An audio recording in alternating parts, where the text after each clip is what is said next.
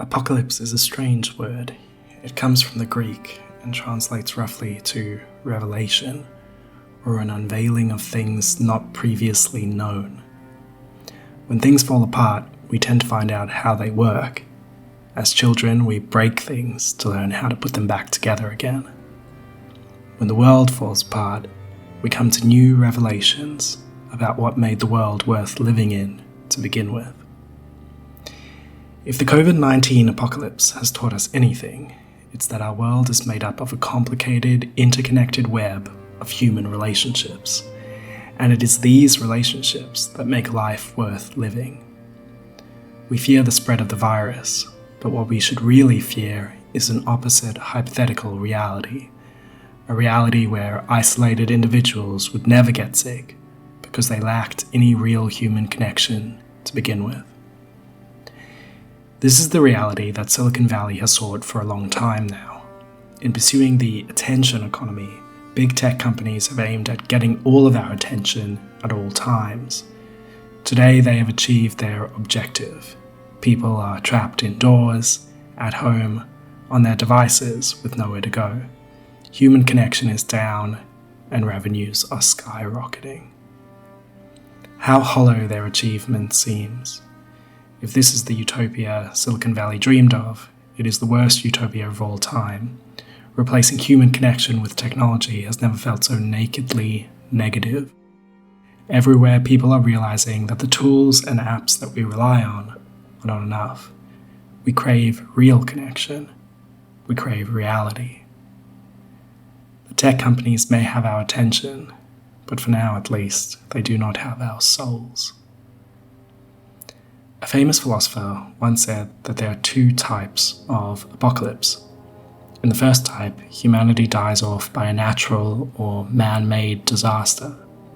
In the second type, humanity loses what it means to be human. Today we are running from the first apocalypse and risk running into the second. If COVID-19 is the first, the second is the abdication of human agency to technology companies. Companies who aim, consciously or not, to redefine what it means to be human. Key to this is the aim of short-circuiting our decision-making process by preempting every decision we ever make. Algorithms have been designed to replace human consciousness by preempting human desires, facilitating rapid short-circuiting of decision-making and pushing us down narrow, predetermined decision trees. These decision trees are based on complicated machine learning of our prior choices, psychological profiles, age, and other demographic factors. Various addictive measures have been laid on top so that the algorithms themselves feed attention and reuse. We have learned to live in a state of constant beginnings, where the beginnings have been chosen for us by algorithms. At the end of every social media feed is a new post. At the end of every video is a new video. At the end of every video game is a new level. But in a world of constant beginnings without end, there is no freedom. Endings are what give us the ability to make decisions. At the end of the day, we decide what to do tomorrow. At the end of an activity, we decide what to do next. When the next activity is already decided for us by a machine, attuned to our perceived desires, we lose human agency. When a video starts playing before we have a chance to click on it, we lose the capacity to make the decision to click on it for ourselves.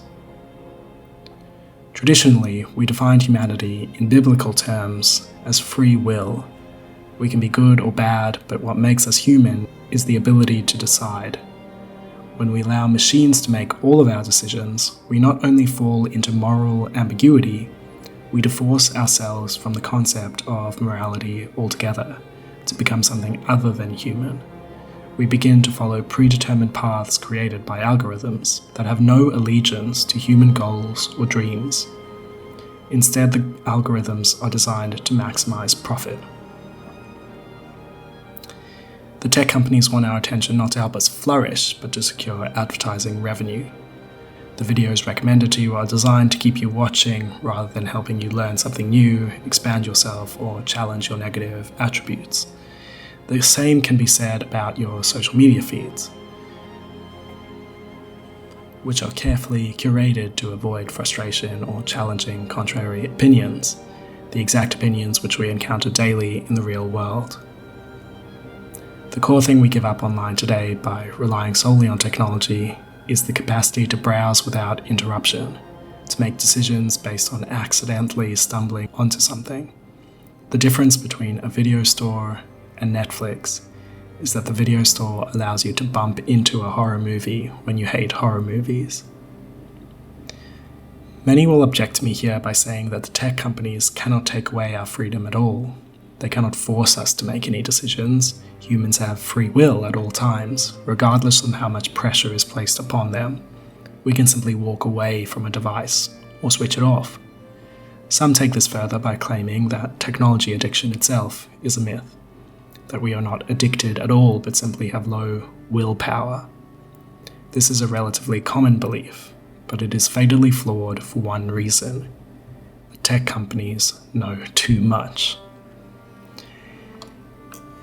Here I like to compare the big tech companies to a spouse who knows everything about you. Imagine a stranger asking you to do something that you don't want to do.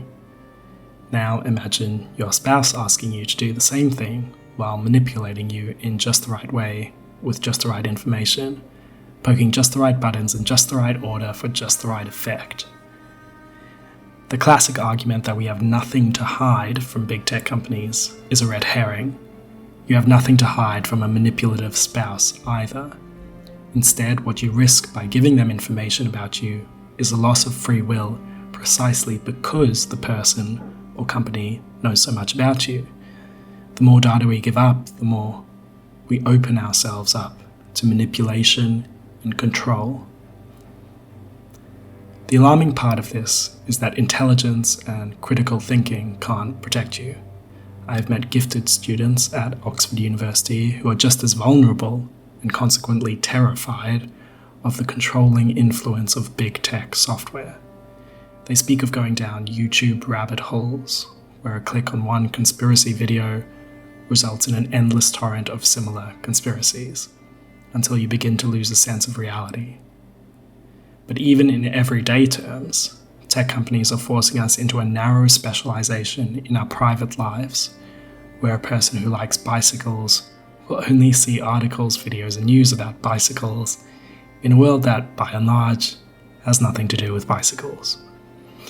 In this way, our programs and tools are disconnecting us from reality, from the bigger picture of the real world, and consequently from authentic human experience. These companies are not just shaping our purchases and voting, they are shaping the way we think about the world. From voter manipulation to deepfakes and disinformation, we are being led into a world where traditional boundaries between illusion and reality are breaking down.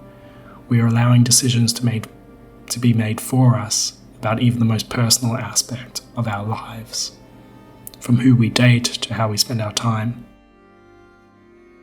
And as the dust settles on our new reality, it has become increasingly obvious how hollow these decisions really are, and how much we miss the real world with all of its messy introductions, bad decisions, and challenging opinions thrown at us on the bus and the train, in the elevator and in the hotel lobby. Life is not something we can or should parcel off to someone else to decide for us. It is something we should decide for ourselves, no matter the risks involved. Because when we give up the right to choose what to do, how to think, how to act, we give up our capacity to be free.